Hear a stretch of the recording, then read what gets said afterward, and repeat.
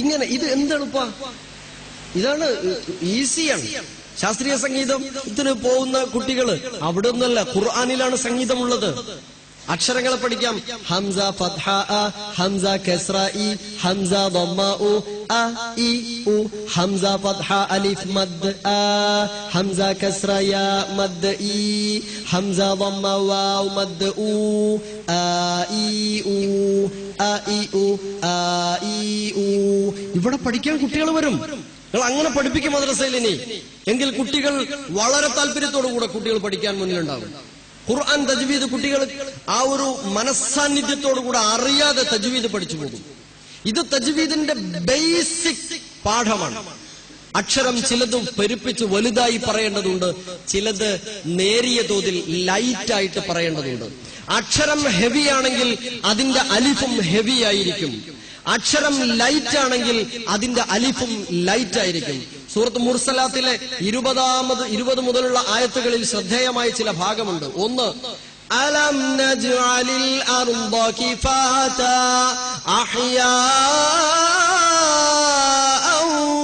വഅംവാതാ വജഅൽനാ ഫീഹാ റവാസിയ ശാമിഖാതിൻ വഅസ്ഖൈനാകും മാഅൻ ഫുറാതാ. വ്യത്യാസം എവിടെയാ? ശാമിഖാതിൻ,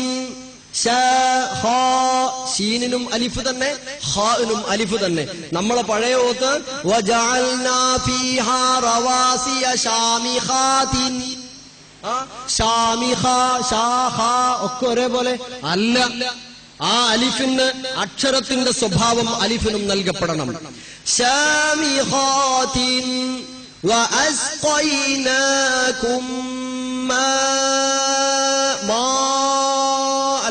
ماء فراتا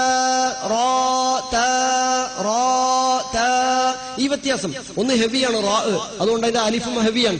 ഫുറാ ലൈറ്റ് ആണ്, അതുകൊണ്ട് അതിന്റെ അലിഫും ലൈറ്റ്.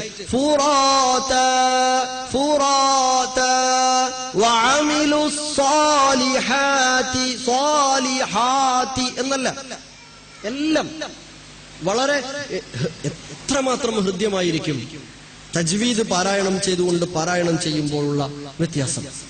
ഇനി അതിന്റെ മദ്ദുകളെ പരിശോധിച്ച് നോക്കുങ്ങള്. ഈ അലിഫ് മദ്ദായിരുന്നാലും യാ മദ്. സൂറത്തുൽ ഹാഖ നമ്മൾ എങ്ങനെയാ ഓതിയത് ഇന്നലെ വരെ?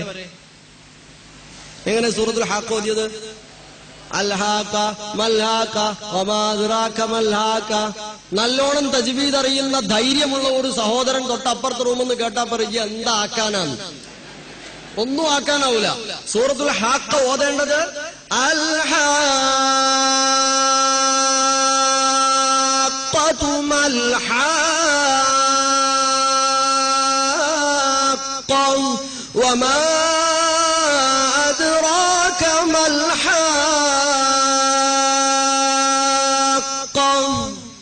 എന്ന് ദീർഘമായി, അഥവാ 3 സ്ഥലങ്ങളിലും 3x6 18.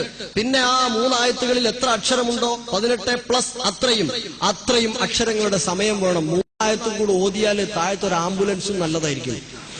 നമ്മളെ മഗ്‌രിബ് നിസ്കാരത്തിനൊക്കെ ഈ 3 ആയത്ത് മതി, സമയമുണ്ട്. അതുകൊണ്ട് എന്റെ പ്രിയപ്പെട്ട സഹോദരീ സഹോദരങ്ങളോടും മുതിർന്ന രക്ഷിതാക്കളോടും എനിക്ക് ആവശ്യപ്പെടാനുള്ളത്, നേരമുള്ളപ്പോൾ ഓതാനിരുന്നാൽ മതി. നേരമില്ല ഞാനൊന്ന് ഓതട്ടെ എന്ന് പറഞ്ഞ് ഓടിപ്പോയി ഓടിത്തീർത്ത് ഓടിപ്പോവരുത്. ഇത് ഓത്തല്ല. അങ്ങനെ പാരായണം ചെയ്യാൻ പാടില്ല. സമയമുള്ളപ്പോൾ സമയമെടുത്ത് ഭംഗിയായി പാരായണം ചെയ്യണം.